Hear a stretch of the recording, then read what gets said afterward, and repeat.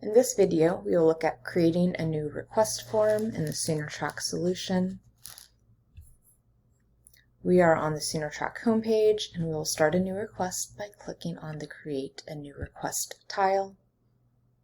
This brings us into the Add task for the request form. On this first page, we will select the specific document type that this request will be for. The selection of the document type is going to drive the fields and segments and pages that will be provided to the user to fill out on the request form. In our SharePoint for this OU Grants project, in the final documentation, under Form Fields Documents, we have a Request eForm Excel. In that Excel, we list each individual segment and field. There's additional information about the label, what each field is used for, whether it has code attached to it, if there's a visual if, information on copying and amending the requests. But what it also shows is each individual document type is listed here. We have an X for when this specific segment or field will show up on the request form based on the selected document type. For this example, we're going to use a grant. For users who aren't sure which specific document type they would like to use, there is a slider here. When we select yes, they are shown some information that can help guide in the selection of the specific document type. Once you select the document type on the first page and hit Next, the selection is locked in for the user for the specific document type, and they're not able to change it on this specific form. A new request form would have to be started with a different document type if needed.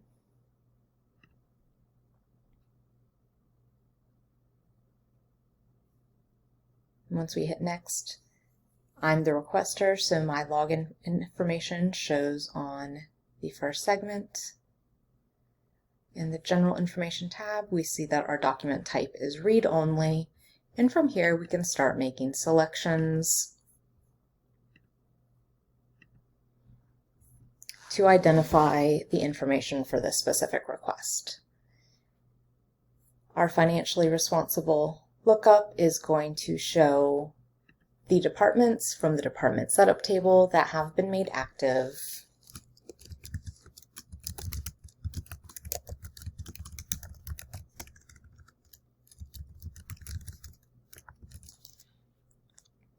We'll see a couple of the features here where the short title auto-populates off of the project full title and truncates at 56 characters. We have a lookup here for Principal Investigator ID. This Principal Investigator is used in a couple of the locations on this form. We'll see them on the participant grid on the last page, and they will also be the first approver in the approval workflow. If we select Yes on Fellowship, we can also select a fellow who will also show up on the participant grid on the last page. We provide project information. If the timeline is within a week, we do get a pop-up notification saying that there's a compromised, compressed timeline, and the document may not make it through approvals and get to the ORA team.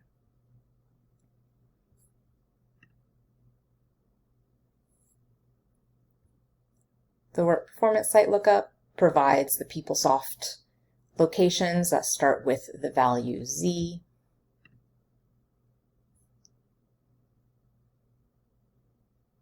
Again, some of these segments that we're looking at do pertain to our grant requests, but may not show up on other document types as they're selected.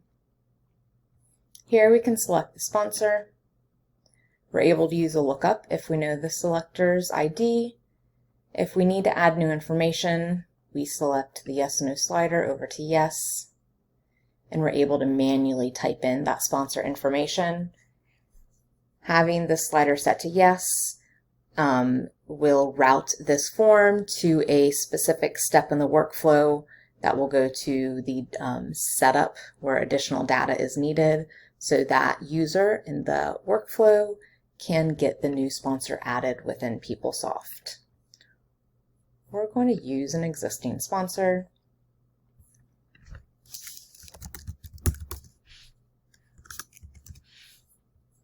Enter the opportunity announcement, determine how it will be submitted to the sponsor.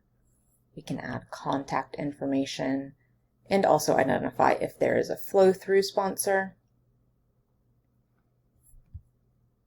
Here we can add any subcontractors and subrecipients.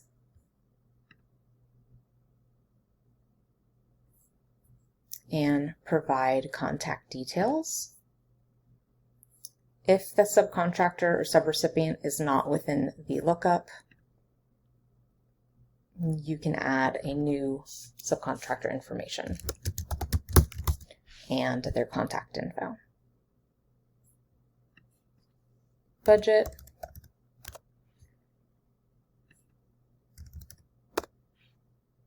And the indirect cost rate.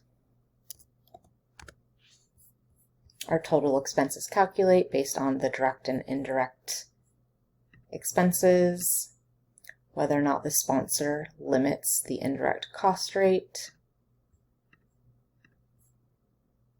If it's not limited, then they're able to request an exception. These next compliance indicators with the yes/no slider will open additional fields on our next page that will need to be filled out by the user if any of them are set to yes. So we'll set one, human subjects, to yes, and navigate to our next page. Because I identified human subjects as yes, it's the first segment here, and I can identify that it has not yet been submitted. We then have classification information where the user identifies if any of these classifications pertain to their request.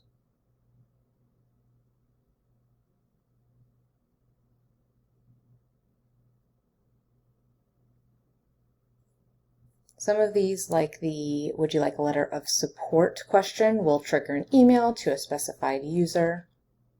Others could be used as inquiries for specific groups to see which request forms have identified yes. And then we have yes/no sliders for intellectual property, if any of those pertain. We'll hit next and go to the next page. This takes us to our final page of the request form, which is our additional information page.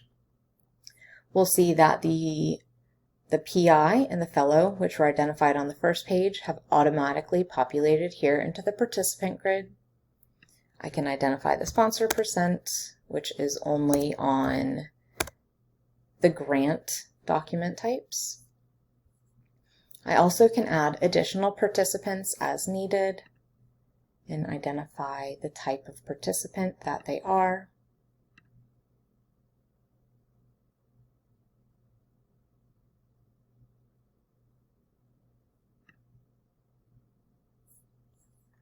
Here in Key Contributor, the participants for the PI and the fellow identified are automatically set to yes as a key contributor.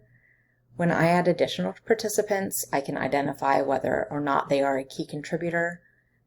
When the key contributor is set to yes, those users will automatically be sent a compliance form to complete to approve or deny their participation on this project. Next, we have a related request grid.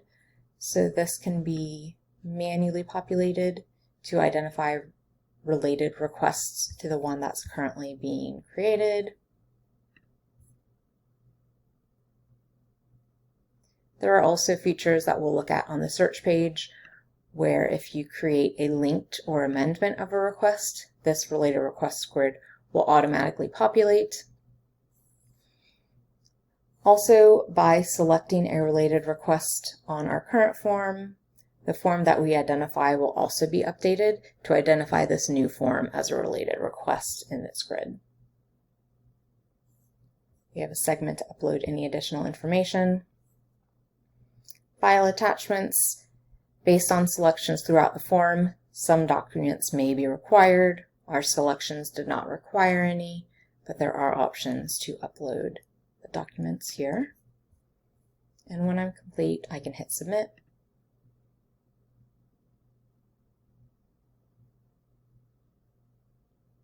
And I'm taken to the results page.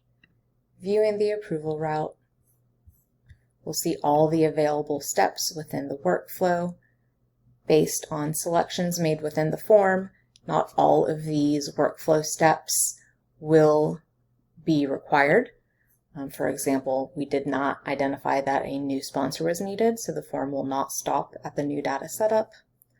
I also did not request an IDC exception, so the form will not stop at the Dean's Office processing step. The workflow, which we will look at in an additional video, is based on the document type that's selected, and we are using the augmented routing setup to have multiple workflow paths for this request form.